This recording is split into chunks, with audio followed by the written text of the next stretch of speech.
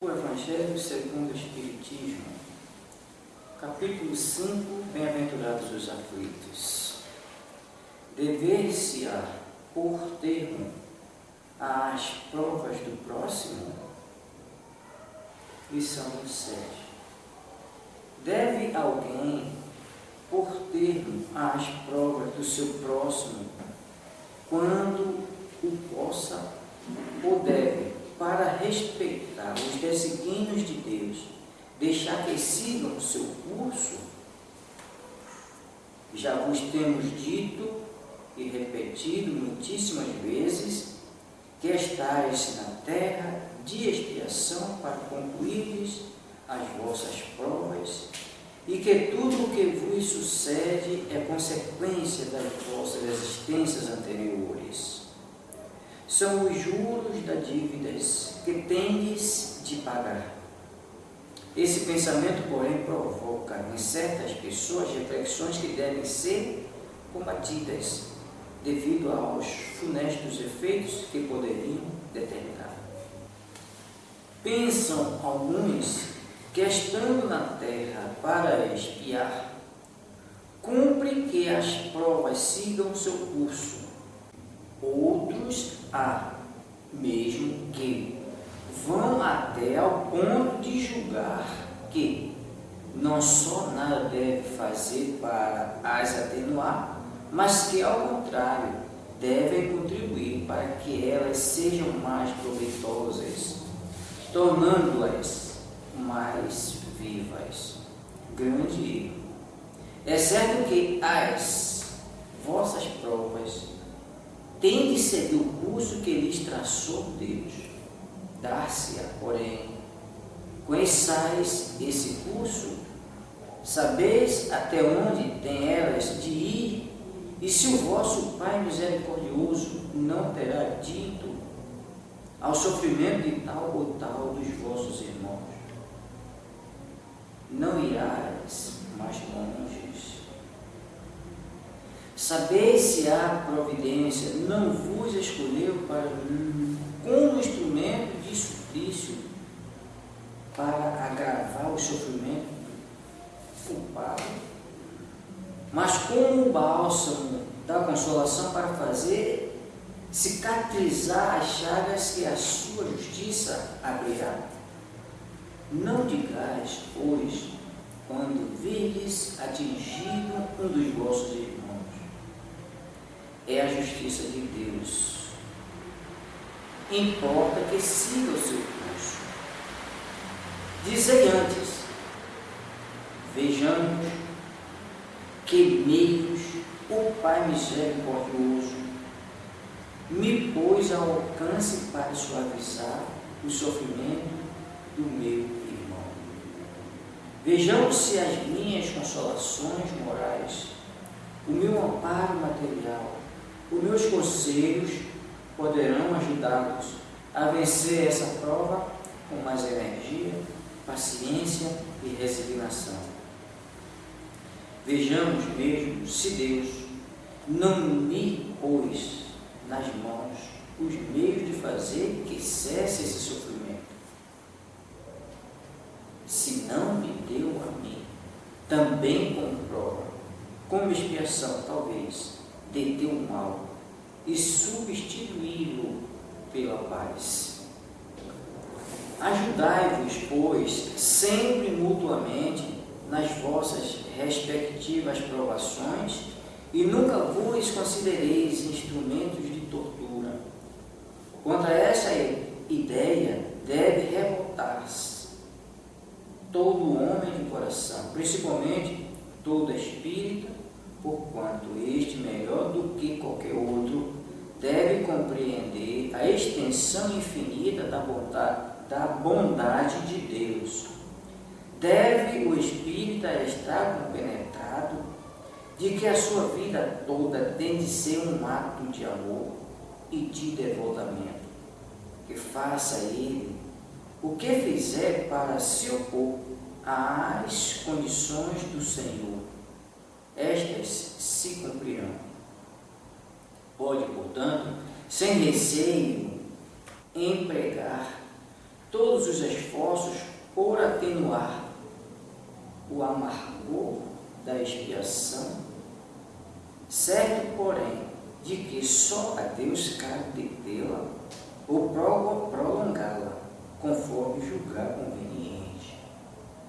Não haveria imenso orgulho da parte do homem em se considerar no direito de, por assim dizer, revirar a arma dentro da ferida, de aumentar a dose do veneno nas vísceras daqueles que está sofrendo, sob o pretexto de que tal é a sua expiação. Considerai-vos sempre como instrumento para fazê-la cessar.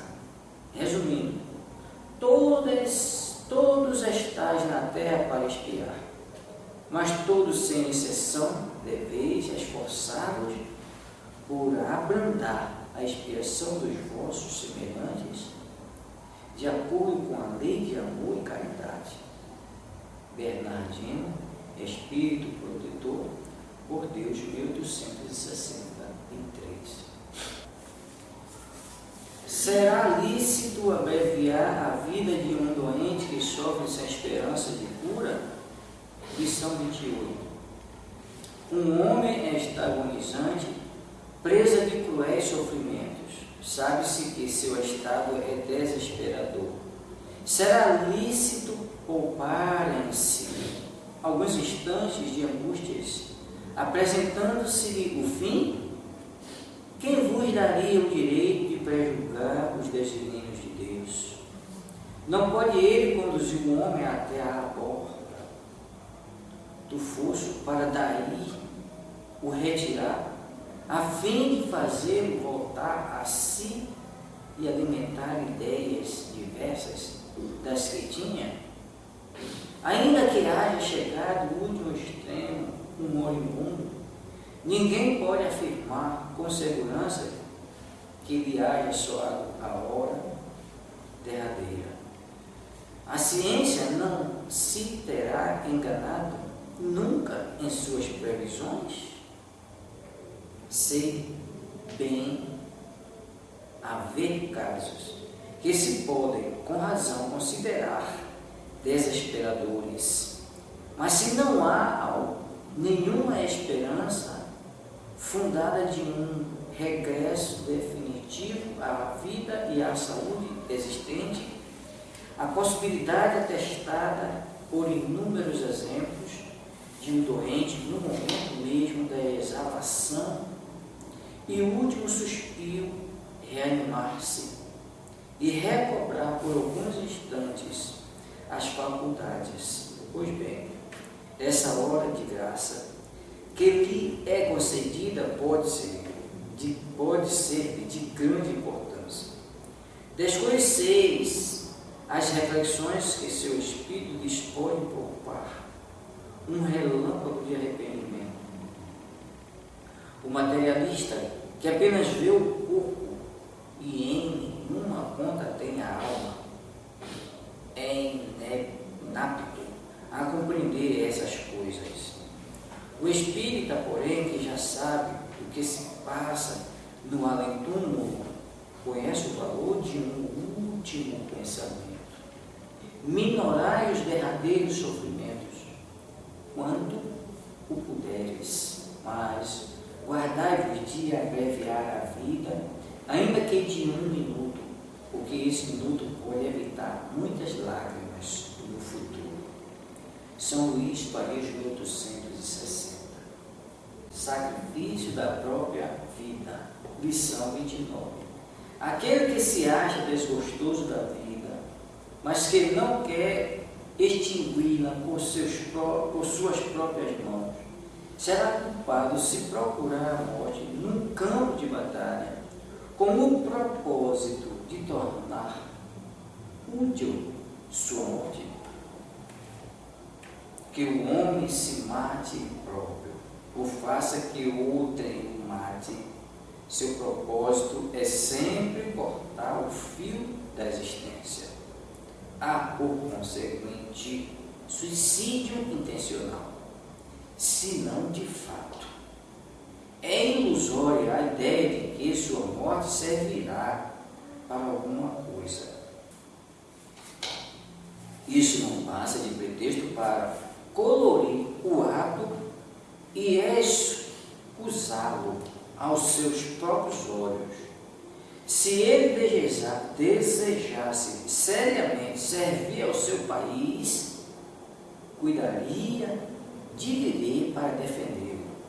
Não procuraria morrer, pois que, morto, de nada mais lhe serviria.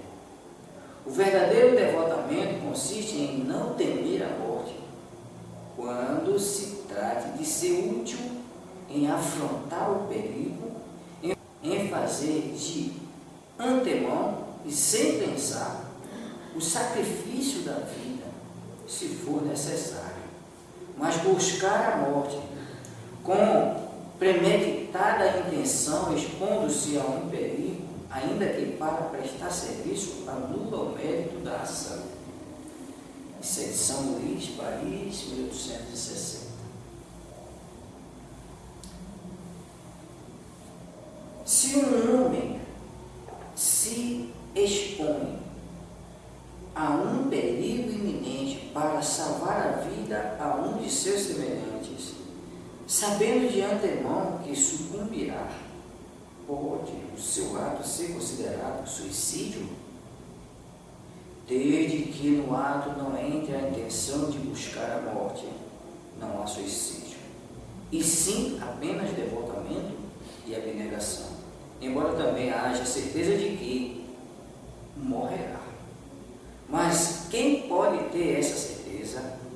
Quem poderá dizer que a providência não reserva um inesperado meio de salvação para um momento mais crítico? Não poderia ela salvar mesmo aquele que se achasse diante da boca de um canhão? Pode muitas vezes dar-se que ela queira levar ao extremo limite a prova da resignação e, nesse caso, uma circunstância inopinada desvia o golpe fatal. São Luís, Paris, 1860. Proveitos dos sofrimentos para outrem. Lição 31. Os que aceitam resignados os sofrimentos por submissão à vontade de Deus e tendo em vista a felicidade futura, não trabalhando somente em seu próprio benefício, poderão tornar seus sofrimentos proveitosos a outrem. Podem esses sofrimentos ser de proveito para outrem material e moralmente. Materialmente, se pelo trabalho, pelas privações e pelos sacrifícios que tais criaturas se imponham, contribuem para o bem-estar material de seus semelhantes. Moralmente, pelo exemplo que elas oferecem de sua submissão à vontade de Deus. Esse exemplo do poder da fé espírita pode induzir os desgraçados à resignação e salvá-los do desespero de suas consequências funestas para o futuro. Isso é de São Luís, Paris, de 1860. Correção, dever-se-á pôr termo às provas do próximo. 27. Deve alguém pôr termo às provas do seu próximo quando o possa, ou deve, para respeitar os desígnios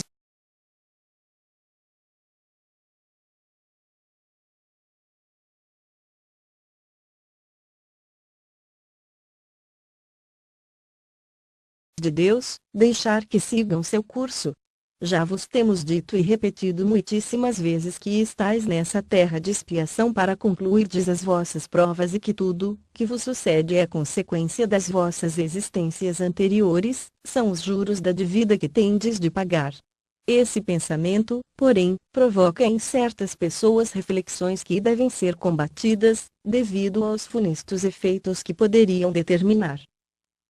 Pensam alguns que, estando-se na terra para espiar, cumpre que as provas sigam seu curso.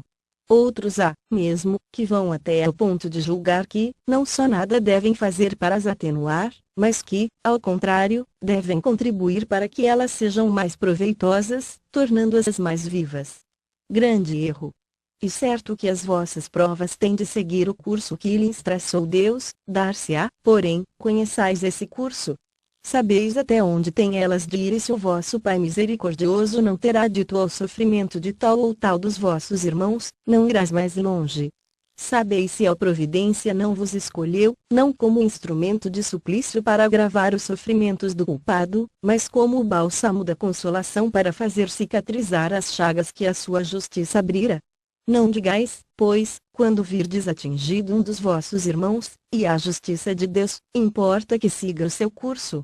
Dizei antes, vejamos que meios o Pai misericordioso me pôs ao alcance para suavizar o sofrimento do meu irmão.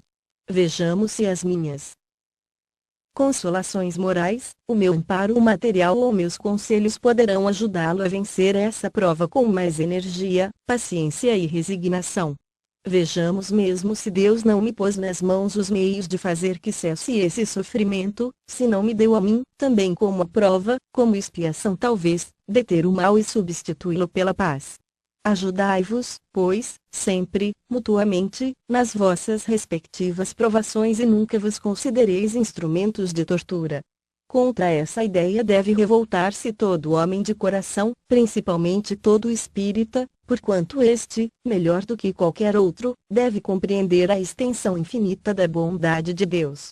Deve o espírita estar compenetrado de que a sua vida toda tem de ser um ato de amor e de devotamento, que, faça ele o que fizer para se opor às decisões do Senhor, estas se cumprirão.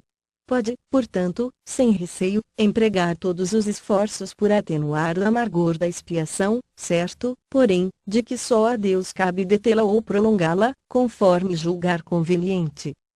Não haveria imenso orgulho, da parte do homem, em se considerar no direito de, por assim dizer, revirar a arma dentro da ferida? De aumentar a dose do veneno nas vísceras daquele que está sofrendo, sob o pretexto de que tal é a sua expiação? Oh, considerai-vos sempre como instrumento para fá-la cessar. Resumindo, todos estáis na terra para espiar, mas, todos, sem exceção, deveis esforçar-vos por abrandar a expiação dos vossos semelhantes, de acordo com a lei de amor e caridade. Bernardino, Espírito Protetor, Bordeaux, L. 863, 2 correção. Será lícito abreviar a vida de um doente que sofra sem esperança de cura. 28. Um homem está agonizante, presa de cruéis sofrimentos. Sabe-se que seu estado é desesperador. Será lícito pouparem-se-lhe alguns instantes de angústias, apressando-se-lhe o fim? Quem vos daria o direito de prejulgar os desígnios de Deus? Não pode ele conduzir o homem até a borda do fosso, para daí o retirar, a fim de fazê-lo voltar a se alimentar ideias diversas das que tinha? Ainda que haja chegado ao último extremo moribundo, ninguém pode afirmar com segurança que lhe haja soado a hora derradeira. A ciência não se terá enganado nunca em suas previsões? Sei bem haver casos que se podem, com razão, considerar desesperadores, mas, se não há nenhuma esperança fundada de um regresso definitivo à vida e à saúde, existe a possibilidade, atestada por inúmeros exemplos, de o doente, no momento mesmo de exalar o último suspiro, reanimar-se e recobrar por alguns instantes as faculdades. Pois bem, essa hora de graça, que lhe é concedida, pode ser-lhe de grande importância. Desconheceis as reflexões que seu espírito poderá fazer nas convulsões da agonia e quantos tormentos lhe pode poupar um relâmpago de arrependimento. O materialista, que apenas vê o corpo e em nenhuma conta tem a alma, é inapto a compreender essas coisas. O espírita, porém, que já sabe o que se passa no além-túmulo, conhece o valor de um último pensamento. Minorai os derradeiros sofrimentos, quanto puderdes, mas, guardai-vos de abreviar a vida, ainda que de um minuto, porque esse minuto pode evitar muitas lágrimas no futuro. S. Luís, Paris, 1860. 3 Correção, sacrifício da própria vida. 29. Aquele que se acha desgostoso da vida mas que não quer extingui-la por suas próprias mãos, será culpado se procurar a morte num campo de batalha, com o propósito de tornar útil sua morte. Que o homem se mate ele próprio, ou faça que outrem o mate, seu propósito é sempre cortar o fio da existência, por conseguinte, suicídio intencional, se não de fato. E ilusória a ideia de que sua morte servirá para alguma coisa, isso não passa de pretexto para colorir o ato e escusá-lo aos seus próprios olhos. Se ele desejasse seriamente servir ao seu país, cuidaria de viver para defendê-lo, não procuraria morrer, pois que, morto, de nada mais lhe serviria. O verdadeiro devotamento consiste em não temer a morte, quando se trate de ser útil, em afrontar o perigo, em fazer, de antemão e sem pesar, o sacrifício da vida, se for necessário. Mas, buscar a morte com premeditada intenção, expondo-se a um perigo, ainda que para prestar serviço, anula o mérito da ação. S. Luís, Paris, 1860, 30. Se um homem se expõe a um perigo iminente para salvar a vida a um de seus semelhantes, sabendo de antemão que sucumbirá, pode o seu ato ser considerado suicídio?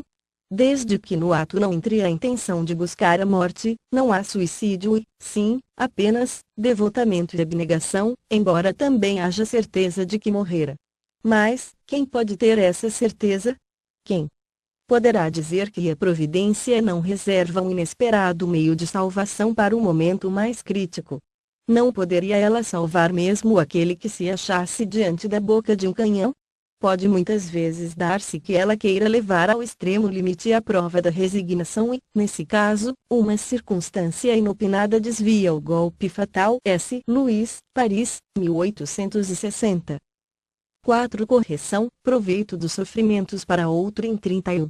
Os que aceitam resignados os sofrimentos, por submissão à vontade de Deus e tendo em vista a felicidade futura, não trabalham somente em seu próprio benefício.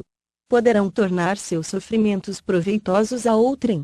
Podem esses sofrimentos ser de proveito para outrem, material e moralmente, materialmente se, pelo trabalho, pelas privações e pelos sacrifícios que tais criaturas se imponham, contribuem para o bem-estar material de seus semelhantes, moralmente, pelo exemplo que elas oferecem de sua submissão à vontade de Deus. Esse exemplo do poder da fé espírita pode induzir os desgraçados à resignação e salvá-los do desespero e de suas consequências funestas para o futuro. S. Luís, Paris, 1860.